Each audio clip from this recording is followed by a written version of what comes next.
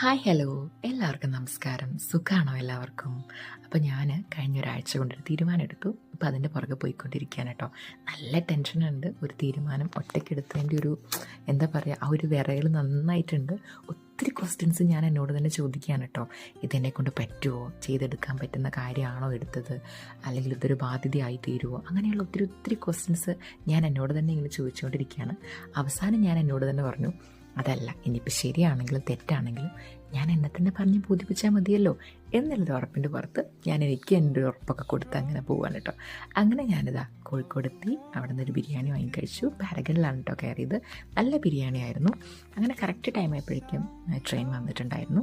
അങ്ങനെ കയറി പറ്റി. ഞങ്ങൾ 4 പേർ ഒന്നിച്ചാണ് പോകാൻ ട്രെയിൻ ടിക്കറ്റൊക്കെ ബുക്ക് ചെയ്തത്. അതിലൊരു ടിക്കറ്റ് മാത്രമേ കൺഫേം ആയിട്ടുള്ളൂ.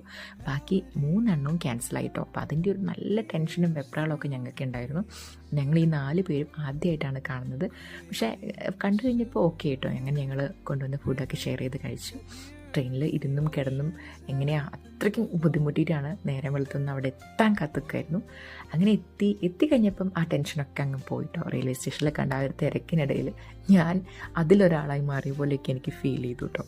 അങ്ങനെ ഞാൻ വന്നത് വേണ്ടില്ലേ, നമ്മളെ സന്തോഷ് ജോർജ് കുളങ്ങര സാറിൻ്റെ വീഡിയോയിലൊക്കെ കണ്ടിട്ടുള്ളതും കേട്ടിട്ടുള്ളതൊക്കെ പോലെ ആ മുംബൈ എന്ന മഹാനഗരത്തിലാണ് ഞാൻ എത്തിയിട്ടുള്ളത്. നമ്മുടെ ഇന്ത്യയിലെ പല ദിക്കിൽ നിന്നും ആളുകൾ അവരുടെ സ്വപ്നങ്ങൾ കെട്ടിപ്പടുക്കാൻ വേണ്ടിയിട്ട് വന്നു ചേരുന്ന ഒരു മഹാനഗരം.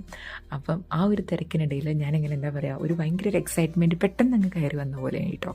ഭയങ്കര ഹാപ്പിയായി. ഞാനിവിടെ എത്തിയില്ലേ എന്നുള്ളൊരു ഭയങ്കര സന്തോഷം. ആ ഒരു സന്തോഷത്തിൻ്റെ പുറത്ത് നമ്മളെന്താ കഴിച്ചതും ഒക്കെ നല്ല ടേസ്റ്റായിട്ട് തോന്നിയിട്ടോ. വലിയ ചേഞ്ചസ് ഒന്നും തോന്നിയൊന്നുമില്ല. ഒരു മഷ്റൂമും അതുപോലെ തന്നെ പനീറൊക്കെയാണ് കഴിച്ചിട്ടുണ്ടായിരുന്നത്. നല്ല ഹാപ്പി ആയിട്ടാണ് ഇപ്പോൾ ഞങ്ങൾ ഇരിക്കുന്നത്. അങ്ങനെ ഞങ്ങൾ താമസിക്കുന്ന സ്ഥലത്തേക്ക് പോയിക്കൊണ്ടിരിക്കുകയാണ് കേട്ടോ. അപ്പം ഞാൻ ഇനി ഈ കുറച്ച് ദിവസങ്ങളിൽ ഞങ്ങൾ അവിടെയുള്ള കാഴ്ചകളൊക്കെ ആയിട്ട് ഞാൻ ഇനിയും വീണ്ടും വരാം. അപ്പോൾ ഓക്കെ, ടാറ്റാ, ബൈ ബൈ.